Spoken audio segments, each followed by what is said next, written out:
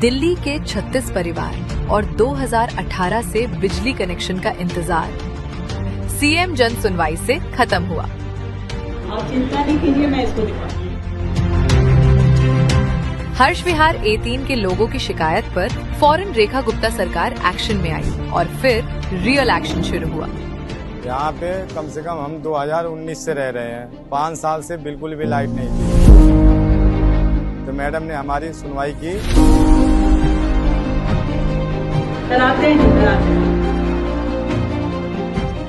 हमें आश्वासन मिला कि हम तुम्हें जल्द से जल्द सारी आपकी समस्या दूर कर देंगे और वो जो उन्होंने कहा वो